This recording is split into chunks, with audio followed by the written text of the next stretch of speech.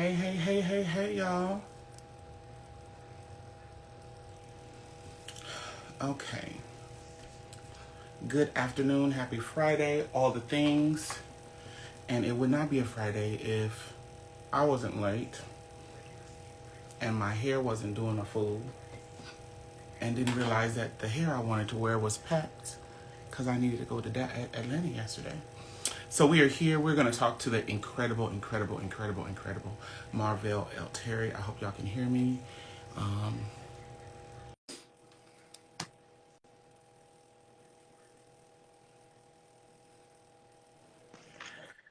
hey, love. Hey, how are you? I'm good. How are you? I'm doing good. I'm I doing good. apologize for the delay. No Listen, problem. I literally was like, you know what? I had packed this wig in some luggage that's in the car because I had planned to be in Atlanta doing this interview with you on today. Oh, wow. But we had a Black and Pink member that came home and she wanted me to be there to pick her up. So I said, well, girl, we're going to move this flight back a day Right. because I'm here. You And call, I'm coming, huh? we celebrate them today. We Yes, celebrate them yes. today. So, wow. This is I am the queen of celebrating full circle moments. Um and holding this space with you is a full circle moment for me, but we'll get into that in a little bit. I want to congratulate you on your award. Yes, come on, award. Yes. Yes. Um, I want to thank you for the work you've done and the work you continue to do. I know that it's you do so much thankless work. And so when your name was on this list, and I tell folks, I've been consistent. When I knew folks, I stayed out of it. Like I didn't want anyone to not think. I didn't want anyone to think that they were being celebrated for any other reason than they were great.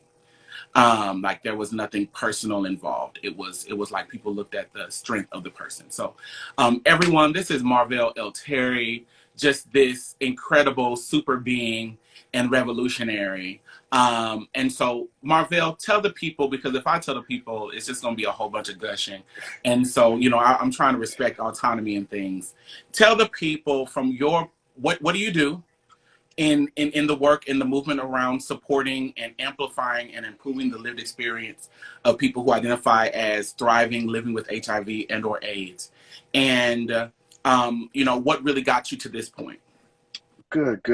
First, thank you so much for this moment, and we can get into what this moment means. But I definitely will respond to your question. Your team has been amazing. It has been a joy. Oh my God.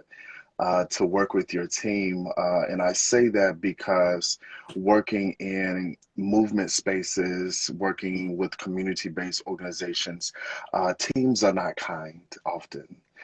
Teams are not pleasant. Teams are not encouraging. And I've shared multiple times with your team being in school or supporting my partner. They too support me being in school. They too have supported my partner. And so I appreciate your team. I got into this work by my own diagnosis, living in Memphis, Tennessee. I'm a native of Memphis. When I first got into care, my CD4 was a 2 and my viral load was just way up there. And I remember this moment, and I'll often start with this story when I talk about the genesis of my work. The social worker who had her back turned towards me asked me, did I know what that meant? And I did not know what a 2 CD4 meant in that moment. And she looked at me and she said, I'm surprised that you're able to sit up in your chair because your body is just that sick. From that moment, I did this dance with treatment and prevention and being linked into care. Like so many of my peers, stigma, being in the Bible Belt of the South, struggling with my own or trying to reconcile this diagnosis in my life led me to start an organization. It's no longer around, but I started an organization called the Red Door Foundation that I closed last year. Um, I believe that. It was a very hard decision, and I made that decision also with the conference that I started called Saving Ourselves Symposium. It's called SOS, that is now being hosted by the Southern AIDS Coalition. But I wanted to bring those points up because I think we don't allow ourselves to start new or different chapters in our life. And I think that when we, as visionaries, vision things with, we think that we are to carry them out until we die, and that is not my assignment in my life. And so that's kind of what got me here. During the daytime, I work for AIDS United as a senior program manager. I work with 42 organizations that I fund in the South to do work, and I impact those organizations on a daily basis because giving money to where people need it most, Black folks, people of color, often marginalized communities or communities pushed to the edge, is my daily mission. I met you through SOS. Yes, I had been a keynote at the Seekers conference, and Miss Trina messaged me and said, "Listen, you need to apply for this." And I was I was in a space of my life where I had not talked about my status very much. And so I'm very much an energy person, a universe. I'm like, okay, this is the universe pushing me this way. And I applied, and I remember when, when I was accepted to speak at SOS, and it was my first time being in the kind of the deep South. It was my first time experiencing advocacy in the South. Hit different. yes, Folks don't get it. And especially advocacy around the experience of people living with HIV and AIDS. There's icons, there's legends, there's a like most things in the South, from my perspective, there's a way of how we do things. And so coming to that space, what I wanted to say to you today and thank you for is that not only did you give me the beautiful experience of being at SOS and participating in that beautiful space, but I met, two incredible people that I think, have radically changed not only my personal life, but the work we do here at Black and Pink. I met our director of advocacy, Jasmine Tasaki, at SOS as she strolled through the bar area in some white garment that was flowy and very goddess-like, because that's what Miss Tasaki gives. And Cedric Pulliam. Cedric is now one of our board members here at Black and Pink, and an incredible friend. And so I talk about SOS often because what you created outside of the space of education, you created this space where we build community. And as an abolitionist, outside of all of the other techniques I know are going to be essential for us to create a society that allows us to live without prisons and not lean on oppressive systems for any of us to be elevated, community is essential. And you are very skilled at bringing people together. And what I noticed in that weekend is that Marvell will set the table and then just be like, y'all go ahead and eat and y'all go ahead and talk. I didn't see you much that weekend. But you created all these spaces for people to come together. Can you talk to me about this skill you have that many people don't have, is how you're very skilled at decentering yourself. Can you share with me, and I also know you're a very thoughtful human being, so I know you'll have an answer for this. What did it take for you to be in a space to be able to say, like, I'm going to make the thing happen, but I don't necessarily, the thing doesn't necessarily have to be about me? What was your journey to get into that space of advocacy? yeah. I think good question. And Chala, I feel a cry welling up in me. So, Listen, don't do it. Don't do it. It's Pisces season, honey. The right. wind can blow a different way, and I'll be at a puddle. Yeah, I feel a cry welling up in me, but my work is so, and so before I say this, I want to put it into context, and I recognize that faith settings or faith institutions have Mhm, hurt so many of us mhm, as LGBTQ individuals, as people who are seeking justice on a daily basis. The church has hurt us so much, but the truth of the matter is, my teaching is from the church. My battleground and my stomping ground came from people in the church teaching me how to count money. They taught me how to organize young people. They taught me how to usher. They taught me hospitality. They taught me, encouragement, affirmation. And so when I went into doing advocacy work and community work, I knew how to remove myself because that is the example that I saw so often in my church, my home church, in Memphis, Tennessee, Christ Missionary Baptist Church. That is the Come on, example. Memphis. Right. I tried to get Jasmine to take you to get some fish. So next time you're in Memphis, we're gonna have to coordinate something so Listen, I can fly down there too. because I want all parts. I want Right, all right. parts. But I think I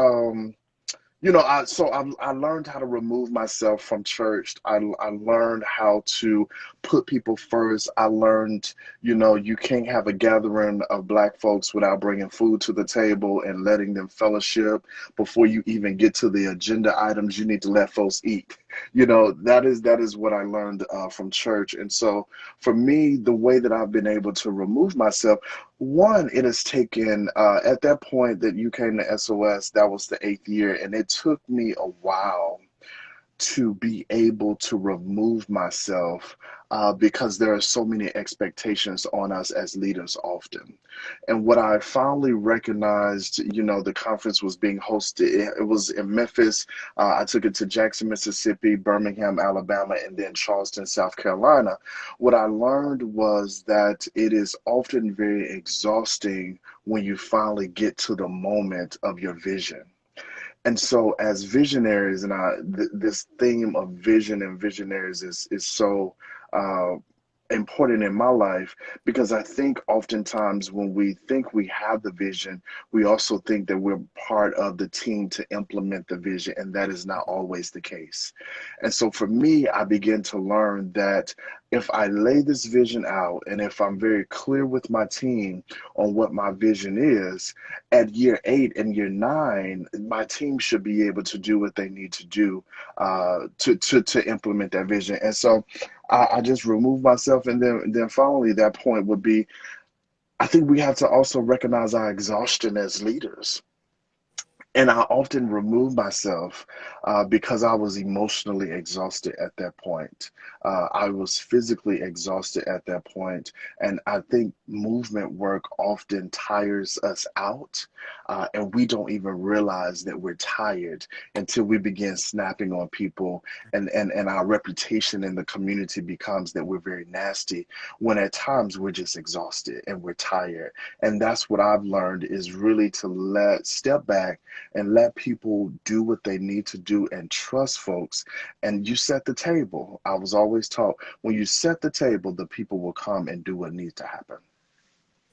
You set the table. You set the table. Set the table. That I think that's so important. I feel like every conversation I've been able to have with our recipients, I chose Fridays for some reason because I thought I would be less busy and less tired on Fridays. But it feels like these Fridays have been really hectic. And the blessing of it is that every time I get on this camera, I end up hearing something or being impacted by something that lets me know this is why I was supposed to talk. And I think that setting the table piece is important, right? Because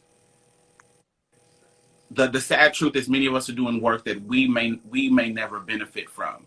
And that's just life, right? When I know your story, I've read about you, I've been in space with you. Tell me about what it took for you to step away when you said, I need to focus on me, because as leaders, we were talking about this on the panel last night with Imani and everyone. We all stay our welcome until people want us to go. Like, not, oh, I want somebody to throw a party, have a party and be crying that I'm leaving, not, moving things out the way so my boxes can be taken out. And it was a huge shift in the community when you said, listen, I'm stepping away from this. I remember that. What did it take for you to make that decision? And can you tell me, looking back, why are you glad you made the decision? What has it brought you? What has making that decision to decenter yourself, not just from a space you create, but decenter yourself for yourself? I guess, in a sense. What gift has that brought to you? So the decision on stepping back, or what went into that decision, I actually, in all honesty and transparency, for the people that came to the conference, the year was held in Jackson. I had my letter that I was ending it in my suit jacket that night. And through conversations and recognizing that it was really a need, and this was year five, I didn't step down, or I didn't decide to make a decision until year eight.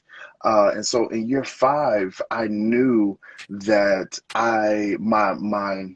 my chef life was coming to an end for this moment, for this event, for this time, for this experience. I knew that my chef life was kind of coming to the end in year five, and I could not really bring myself to make the decision until year eight. What did that cost me? Honestly, it cost me my mental health. It cost me my inability to really take care of myself. My conference took really a whole year to plan. It was not a massive team, and it was not a paid team. It took 12 months. Once we finished one in June, in July we were looking for the next location, for the next hotel, for the next theme, because I think when I go back to that ministry moment, I internalize those things. What is the theme? Who am I trying to reach? It is very spiritual for me. It is a very spiritual practice for me. Therefore, by the time I get to next year, I am exhausted because I have literally been carrying a baby for 9 months, and it's time to give birth. And so that decision to step away was recognizing that I was not well. I planning the conference, I went through the death of my mother. She passed in March, and the conference was in June, one particular year, 2018. I had to turn around and do that and not grieve. I've relocated twice for opportunities.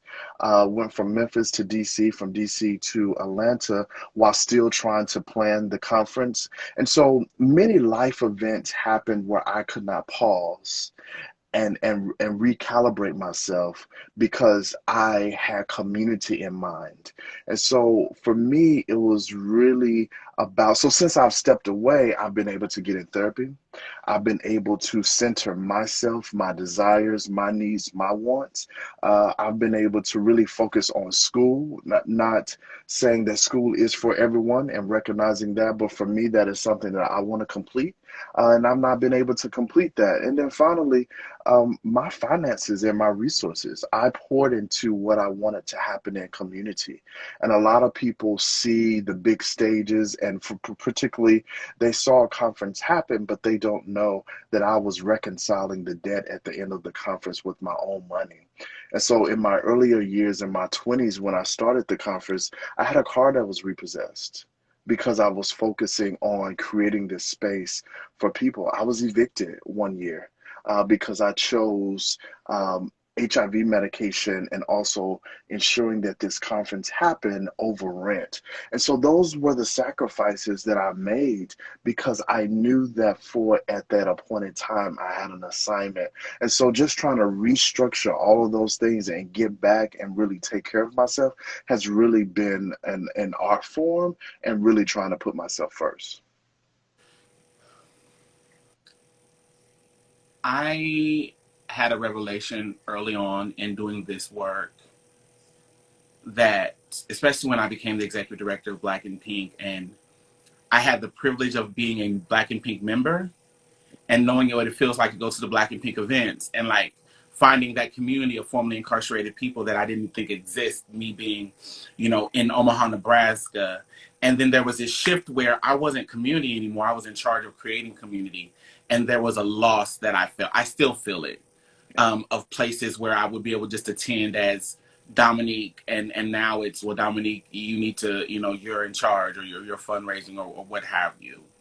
Um, when we think about community and we think about the sacrifice of many activists and people who are choosing to be change makers in our community,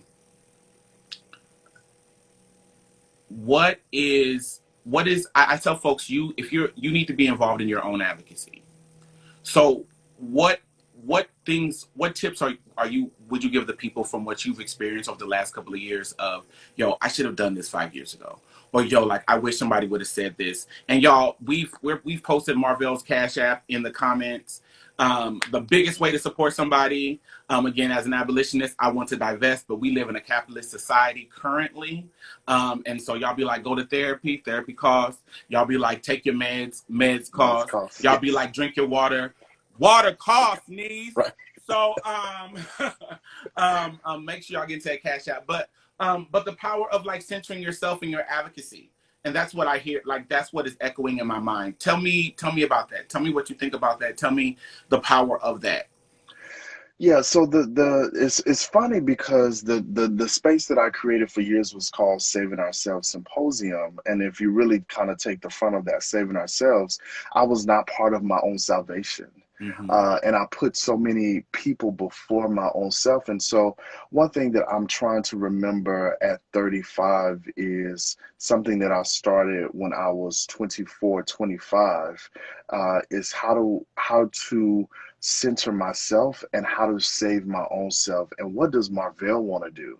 What does Marvell like to do? I'm dating a wonderful individual now, and sometimes in relationships we often don't know how to negotiate. For me, as a community person, I struggled very early on with saying what I really wanted because I'm so used to putting others first in community.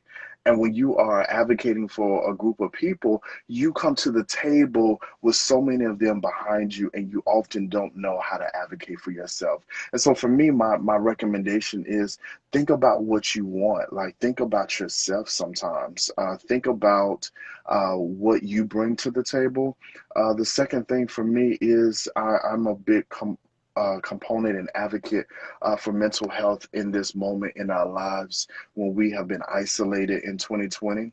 When we have experienced death, certain communities were already experiencing death. You know, Black folks, individuals of a trans experience, death has become part of our narrative. But then you pile COVID on top of that, and it takes us in a very different way. And so for me, my recommendation is about learning what you want. Like, what do you want? And sometimes we don't know how to answer those questions. What do you want out of this experience? What do you want out of while this life is yours? What do you want out of it? As Black folks, as organizers, like, what do you really want out of this? And I think you have to ask yourself that. And I think you also have to believe you can get what you want. You can get what you want I think because you deserve what you want. you, and I think I even take it further sometimes. I'm owed what I want, Yes. right? I feel like joy is our birthright. Yeah. You know what I'm saying? Like I'm a old school soap opera girl, Dynasty and all those things. And Right. it was nothing like somebody showing up somewhere where they just knew they was gonna get something in the wheel and then it wasn't there and they It really was, showed out. That's how I act about my joy, honey. My joy is in the wheel, honey. right. Run me my things. Um, you are. I feel like you are still figuring out like what's next, right? And sometimes it's scary. Yeah. And I didn't mean to interrupt you, but No. I want to be very, very honest, particularly in my experience of programming that is often organized for 18 to 35-year-old individuals. When I turned 35, I felt very lost in this movement. I felt very empty, and I felt that I was part of a movement that did not want me anymore. And so I want to be honest in that moment and about that because I know that there are certain people who are aging out of whatever it is. You know, people put us in parameters, and when you turn this age, you have to age out. And finding out my next move has been very scary. Um, hosting SOS every year, there's a certain leverage of ego in hosting that. We don't talk about good ego and bad ego, but there was a good ego to be able to be put on a platform that you plan, yes, but it's still a platform. It is also a sense of power, and when that power is given away or taken away, you have to figure out who you are and what you're really about. And for me, figuring out the next step has been very scary for me. What in the fear or the scariness did you find that you didn't expect to find? And the fear is that I didn't expect the calls would stop coming. I didn't expect that the check-ins would stop coming. I didn't expect kind of to be moved to the back of the line in a way. That was very surprising on what many movement spaces do when you're not the A-list person anymore, or you're not hosting this space where people can use you. You know what I mean? And when people figure out that they cannot use you for a moment, or and not to say everyone is using, but to say that some people, when you're hosting certain things, will try to attach themselves to you. And so I learned that you really have to, so on the contrary of that, what I've learned since not doing the conference anymore is that you begin to nurture your real friendships. You begin to nurture, you begin to find out those people that were literally there for you the entire time, but the other people begin to drop off. And then you begin to see that this core group of people are for you. And my advice to people, and my recommendation is to lean into those people that are for you, that authentically want to be a part of your life, not because of your title, not because of what you're leading or what you're planning, but there are people in our life that really love us for who we are. And I think that has been the most comforting part to me. Thank you for that. I think we talk about a lot about access and privilege and power building, and Black folks, like we're still learning because we've been kept away from it for so long, and everything I hear takes us back to community. So when we think about community and we think about a community vision, what is if the work that Marvell has been passionate about, the work that Marvell has given his life to, if we see that implemented in 20 years, what does our community look like for you? Hmm, that is a good question. People ask me What that all the time, so I said I'm gonna start asking other people you that. gonna start asking that? You Mhm. got me. What does community for the work that I've been doing in 20 years? I think what I've tried to model while this work has been hard, HARD, it has also been work from my heart, HEART. And so in 20 years, or to live out my legacy, I would want to see people passionate about their work, and that they do things really from their heart. That is not to take away the struggles and the policies and the procedures that people will still have to fight for, because what we're fighting for this year, it may not be there 20 years ago for now, but it's going to be something that we're gonna have to fight for. And if we look at the systems and the structures and the powers that are in place, they are willing to take us back 50 years. And so we don't know what we'll be fighting. But I want a generation, or I want a people to be able to continue to fight with their heart. And fight with their whole being. And I think for you, for me, we don't put our big toe in the pool.